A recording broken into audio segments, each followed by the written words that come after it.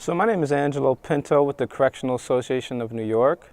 I work on the Raise the Age campaign. I'm the campaign manager at the Correctional Association. New York State is currently one of two states that automatically prosecutes 16 and 17-year-olds as adults for any crime they commit.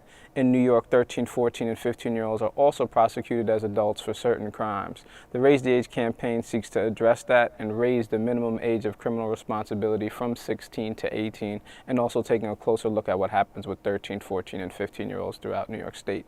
The other piece that's important is that the 16 and 17-year-olds can also be held in adult jails and prisons, so we want to make sure that doesn't happen as well. There's a great article called $1 Million Blocks, and in the $1 Million Blocks article it explains that there's 5 to 6 neighborhoods in New York City that make up most of New York State's prison population, so over 70%. Those communities are your South Jamaica Queens, your South Bronx, your Harlems, your East New Yorks, your Brownsvilles, your Bedford-Stuyvesant. These are the communities that have the highest concentrations of youth and adults who are being incarcerated. So most of the youth are coming from those neighborhoods. And also a lot of the youth have been system involved prior to coming into the adult criminal justice system. So they may have been in the youth justice system, they may have been in foster care or one of the other systems, and they ultimately end up finding themselves in the criminal justice system. So you have youth who are coming from particular communities, and you also have youth who are marginalized in a variety of different ways. Those are usually the youth you see who are the 16 and 17-year-olds who are coming in contact with the adult system. So one of the issues that's important when you think about 16 and 17-year-olds, and I think when you talk about youth in the youth justice system as well, is what folks refer to as the school-to-prison pipeline. So zero-tolerance policies has essentially pushed youth out of schools. So youth now have suspension rates over the past 30 years have skyrocketed. Interestingly enough, incarceration rates over the past 30 years have skyrocketed as well. So you kind of see this relationship between increased suspensions and increased incarceration. So what happens is schools may have severe zero tolerance policies, which means for a variety of infractions, a young person can get suspended or even expelled. What happens, of course, as we know, when you're suspended or expelled is you're pushed out of school, and you usually have to spend a significant amount of time home. What happens to a lot of these young folks is what folks consider school push-out. So they're pushed out of schools into communities, and then oftentimes many of these communities, as I mentioned earlier, are targeted by police at high rates. So you have policies like stop and frisk now that are grabbing young people in these communities and adults. So the young people that are pushed out by the school-to-prison pipeline zero tolerance policies are kind of pushed into the hands of police on the ground engaging in stop and frisk. So that's in a very general, basic sense, how the school-to-prison pipeline or the education system is connected to the criminal justice system and what's happening with 16 and 17-year-olds in New York State who are prosecuted as adults. And one of the things is if you have a felony conviction, it kind of stays with you. Folks kind of say felony is like the new N-word in a lot of ways. The felony conviction can bar you from employment. It bars you from getting educational loans if you want to pursue higher education. It also bars you from living with a family member that may be living in public housing. It bars you from a number of professional licenses. So the felony conviction bars you from a tremendous amount of opportunities that allow you to re-enter the community and be a successful citizen. And that's true for adults. So in New York, you're 16 and 17 years old, you're considered an adult, so that felony will pretty much follow you for your whole life. And that's kind of on the extreme end of what can happen if you have a felony conviction. One of the things I often say to folks is once you come in contact with the criminal justice system, it's traumatizing. The moment of arrest, if nothing happens, if you actually get incarcerated and spend a day or two in jail, each of those moments are traumatizing, and the trauma is like exacerbated the deeper you go into the system. So from arrest to arraignment to possibly being in a jail, prison, and then afterwards, if you have a criminal record and you're trying to re-enter the community and get education and your whole life is kind of thrown up in the air. So there's a tremendous amount of consequences for folks that may simply just be arrested and released to the folks who spend a year, 2, 10, 20 years incarcerated. The other piece that is talked about is what happens when you're actually incarcerated. So let's say, excuse me, you spend time in an adult jail or prison. There's a tremendous amount of physical violence. There's a tremendous amount of psychological trauma folks experience. There's solitary confinement. So if you're a 16 or 17-year-old in New York State, or in New York City and on Rikers Island, you can spend time in solitary confinement. There's been a study that said about 27% of all youth on Rikers Island spent time in solitary confinement. And solitary confinement has been found to have a tremendous amount of psychological impacts on adults, let alone children. And the UN has recently said that solitary confinement for any person under 18 is considered torture. So what you have happening is a tremendous amount of young people just experiencing harsh traumas from being incarcerated, and then those traumas are exacerbated if they happen to be in solitary confinement. So they go through a tremendous amount of psychological traumas, particularly when they're in this very developmental stage of their life, when their brain's developing and even their sense of self socially is developing.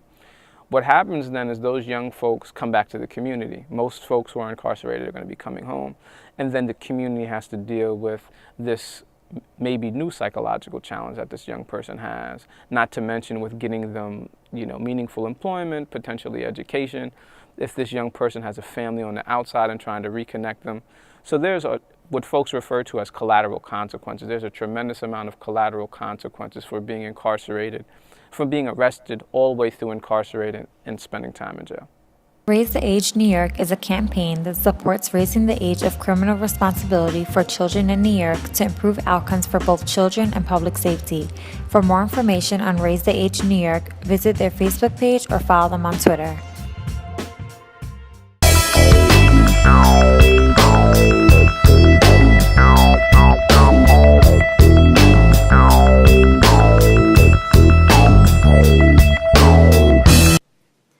You're watching the Youth Channel. Be sure to stay updated on our social media pages.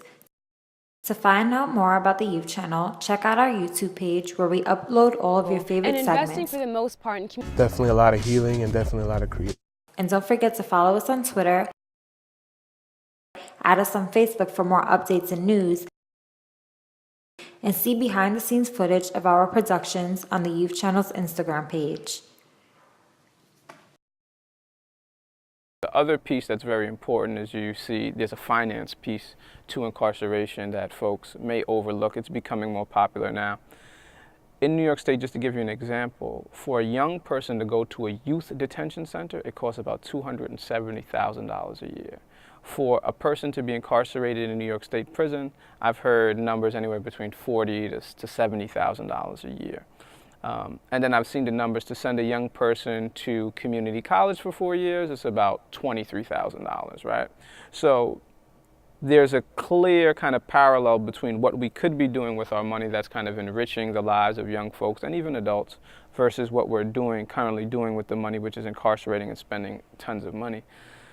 The question often becomes, when you sit down and you look at the numbers, is why are we doing this? Why are we spending so much money on incarceration as opposed to using it for a more enriching activity, education, etc., or other social services? And for me, one of the things that I've come to recognize, and I think a lot of advocates have, is that there's something about the system that is desiring to control and to dominate people. I think particularly when you look at communities of color that are targeted by stop and frisk at alarming rates, there's definitely a desire to control and kind of enforce a very law and order attitude in those communities. And as the researchers come out on stop and frisk, many of these communities and individuals who are being stop and frisked aren't engaging in criminal activity. You have folks who wind up in the criminal justice system who engage the vast majority in nonviolent, drug-related offenses, but we still decide to spend a lot of money on it. So with regards to that, you have a lot of folks who are benefiting from the private dollars. You have folks who are investing money in prisons, and you have folks who are reaping the benefit of more folks being sent to prison.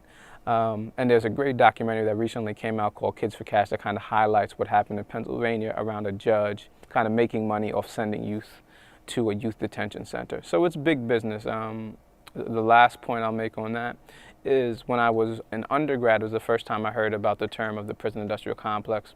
And Sodexo Marriott happened to be the folks who were serving food in our cafeteria. And folks came to find out that this was also the organization, the corporation, who was making food for a lot of prisons. So they were making food for prisons, and they were also making food for a lot of college campuses, and we had them removed. But I just say that to say that corporations have a tremendous hand in this prison industrial complex because it's profit motivated. Moving through life like the lanes in the freeway, cause life too quick for them brothers like me. Fast, moving past 21 but not past 30. The system's fucked up, yeah, it's killing us early. Who listening? Brothers ain't listening, rather be glistening. His mama be missing him. Same old song, but it hurts the same. Pac said we hopeless from chains to chains. Pain all over my body like veins, the system psychological change. From the slave ship to selling cocaine. Is it all the same or is it all a shame? Shh. Is our destiny demise? Shorty staring in my eyes. Told me she looking for answers. She just a dancer. Told me she living with cancer. Mama with AIDS. My brother just brushing his waves. Like Africans in the slave trade. Jumping in those waves. How many from Katrina died in those waves? You'll die if your ways don't change like the weather's gonna change. Brother, you should change. Living on the brim of reality ain't actually something that we seek. Shorty snuck her a peek in my mind frame. She said it's mind games. She said her mind changed. She don't wanna see the truth no more. Rather live in disguise, closing her eyes, her tears falling fast like an innocence. Predicament's ridiculous. Figure why we killing us, bigger why we killing us. The police steady lynching us, while black boys' minds spiral to oblivion. Making a living ain't given, hardly living is sickening. My mind's tripping and flipping through the archives. Baptized by the blood of our ancestors and our transgressors. Live off the harvest we should reap. From Harlem to Hempstead, brothers dying every week. Raise the Age New York is a campaign that supports raising the age of criminal responsibility for children in New York to improve outcomes for both children and public safety. For more information on Raise the Age New York, visit their Facebook page or follow them on Twitter.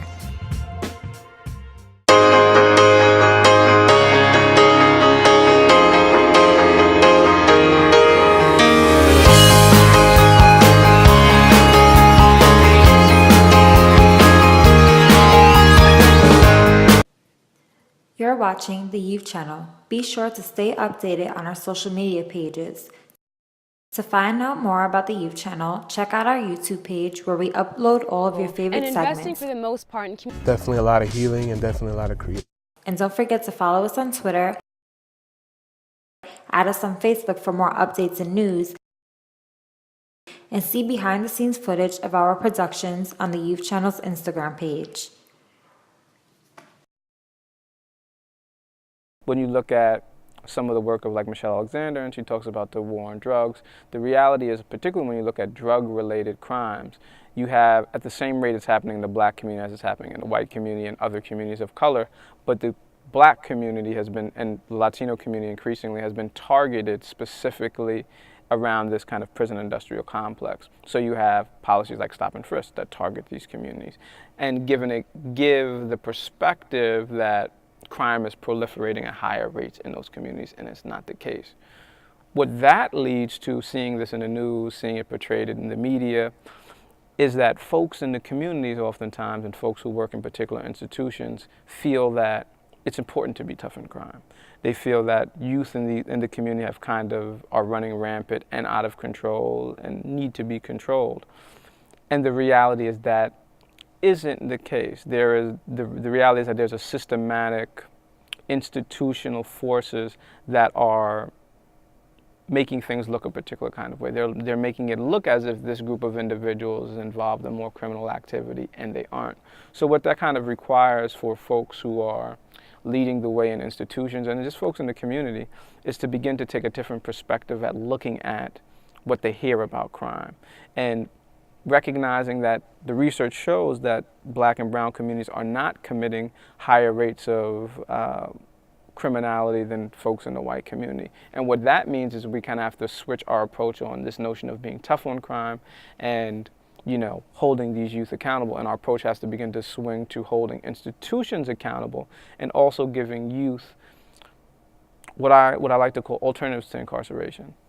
So generally speaking, when I think about alternatives to incarceration, there's two pieces that I think are very important. So those pieces are trauma-informed care and positive youth development. So trauma-informed care what that does is it takes a look at what traumas this person experienced. Is it an educational problem? Is it a mental health problem? Is it a family problem? What's at issue here that's causing a person to maybe engage in behavior that we deem unproductive? And then also positive youth development comes in after you've assessed what's at the root of this particular behavior, what trauma's at the root of this behavior. Positive youth development says, let's take a look at this person's gifts and skills and turn some of this trauma into a vehicle that they can express themselves in a positive way, utilizing whatever their particular gifts, talents, and strengths are. So I think at root for any alternative to incarceration is both positive youth development and trauma-informed care. They kind of work hand in hand, identifying and assessing the issue or the dilemma, and also partnering with the solution to transform it. Now, in terms of specifics in regards to alternatives to incarceration, there's such a variety of programs that exist out there that are very cost-effective, particularly when you talk about the cost of incarceration, but are highly underutilized. So there's approaches that put youth in wilderness programs where they spend time outside of their particular community. There's therapeutic models. There's also models of engaging youth in more theatrical performance. So there's just a tremendous amount of alternative to incarceration programs that exist that aren't getting the funding, focus, and kind of highlighting that they need. Recently, the federal government has begun to take a closer look at what programs are succeeding, and I think when you look at what happens with Raise the Age and the shift in youth justice in New York State, we're hoping that alternative to incarceration models become the wave of the future. And it's a program that works with young girls specifically who have been involved in the system. And I think they're a good example of programs that work, because what the program does is it has a specific niche, and it realizes that youth have specific challenges that need specific attention. And I think that's what makes an alternative to incarceration program successful, that it recognizes that it has particular skills to address particular needs of particular demographic of youth. There's also programs like Center for Community Alternatives, which in cases which both have a variety of models of mentoring and trying to transform youth lives and having mentors, and also a family participation model where the families participating in this youth development cultivation, so that a strengths-based approach is really focused on. So those are some of the programs I would highlight. Yeah. For the stars so you can touch the sky, complexities of this world got you wondering why, but at the same token, you gotta be smoking. Overstanding the lessons, I'm stressing the adolescence. Confessions and complexions hindering our progression. Oppression from an earlier date, fogging the pearly gates. We running fast, but we staying in the same place. Unfortunate victims falling prey to the same fate. $1 short, a day late. A white Jesus can't claim my faith. 400 years of tears sprawled across my face, death and destruction. Sprawled across my race, intimidating. Features in the black face, the presence of genius in my mind state, the crime rate, creating a slave state. $1 short, a day late. Can't post bail, so we destined to fail. Sometimes it seems like we living in hell. How many of our young brothers are living in jail or on the corner? Living for a sale, he got his mind locked up cause he living for a sale. A couple of books is his course to freedom. He used to cry cause his pops ain't read him. Where did it lead him? A life of poverty and misplaced freedom. The young black man succeeding is a divine step. With time left, we grasping for our last breath. An epidemic still affecting our mind. The middle passage got us all living drastic. That's it. Thank you. I hope they weren't bad. Raise the Age New York is a campaign that supports raising the age of criminal responsibility for children in New York to improve outcomes for both children and public safety. For more information on Raise the Age New York, visit their Facebook page or follow them on Twitter.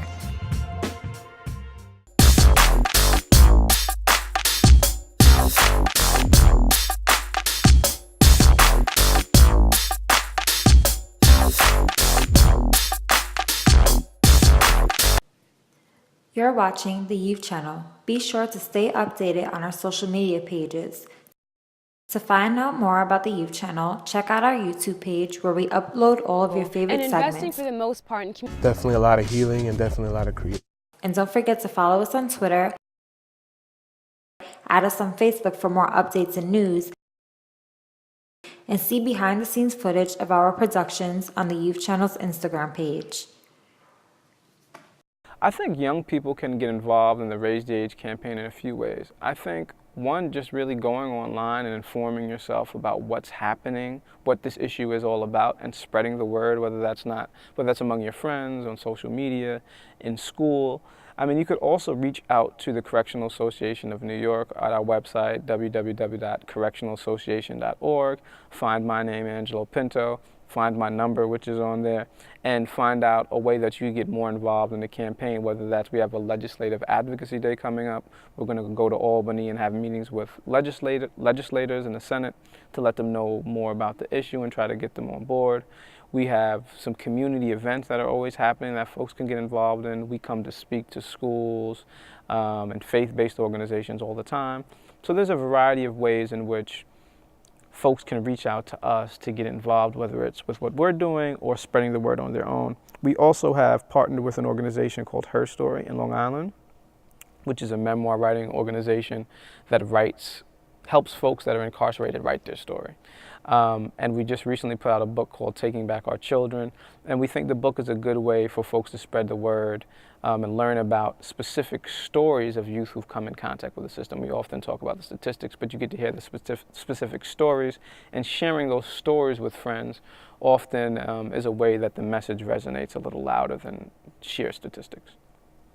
I think one thing I would say is that it's often a challenging space to find yourself in, and I've heard folks, interestingly enough, a close family member of mine was incarcerated as an adult at 16 years old. So I understand how challenging being in that space can be, both for the individual and the family. It's often embarrassing. And one of the things I've spoke to a parent advocate, and she often says, is we have to kind of get rid of some of the stigma behind youth who find themselves in the system, and families who find themselves there because a youth may be there. Because some of what's happening is because youth are making mistakes that other youth make, but they're being criminalized for it. So some of it is just the way the system is operating in particular communities. So in that regard, there's really nothing to be ashamed of.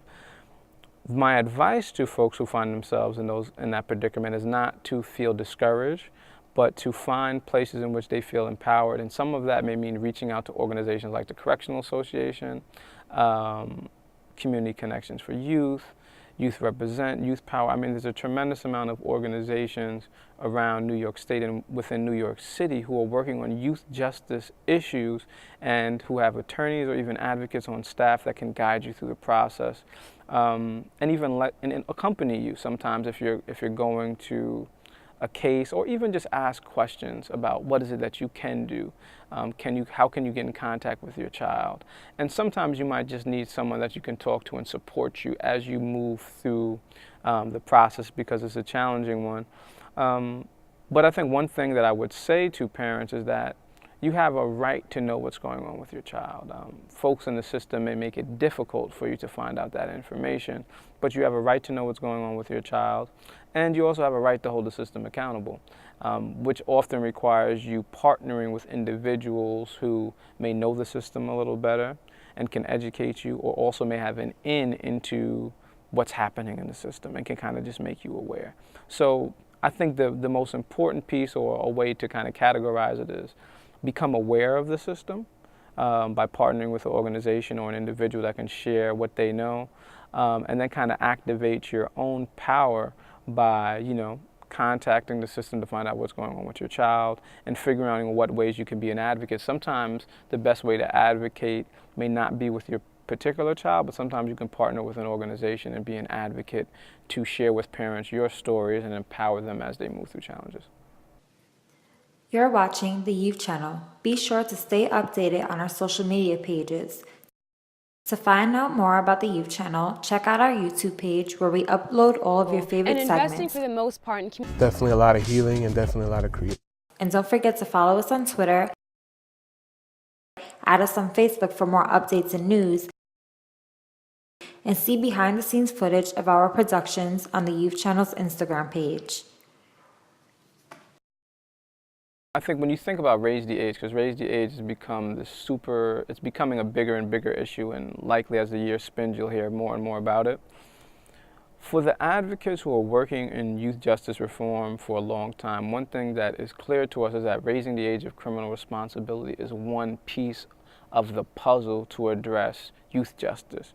We know that raising the age of criminal responsibility or any one reform doesn't transform the system, but we recognize it's a part of transforming this larger system. And for me, when you think about youth justice and raising the age, it's kind of the gateway to the adult system. And I recognize that if we address this piece here, we're kind of removing a big piece of this pipeline that exists to incarceration. And I think it's important when folks are advocating, learning about an issue, to recognize how this issue is connected to the other issue. So how is this connected to other juvenile justice or youth justice issues? How is that connected to the incarceration of adults? And then once you understand the system of incarceration and how the pieces are connected, what that allows you to do is take a broader perspective and say, well, how is incarceration connected to education, which we spoke about? How is that connected to the finance system, which we spoke about? How is it even connected to healthcare and what's happening in my community? And it gives you a broader perspective of how all of these challenges are interconnected.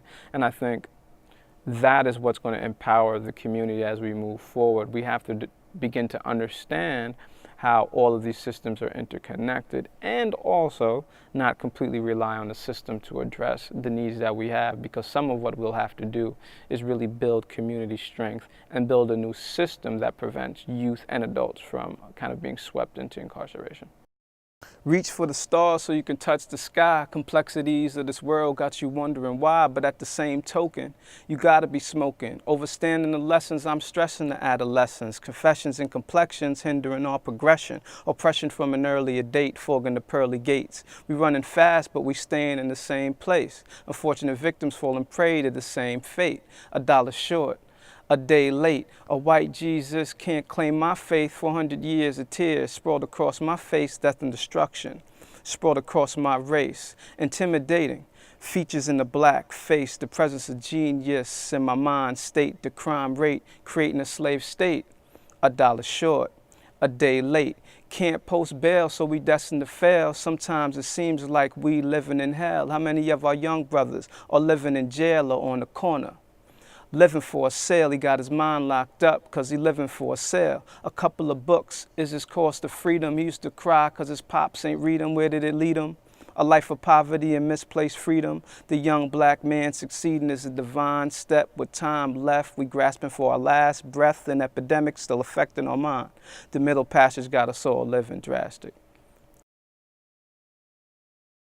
Raise the Age New York is a campaign that supports raising the age of criminal responsibility for children in New York to improve outcomes for both children and public safety. For more information on Raise the Age New York, visit their Facebook page or follow them on Twitter.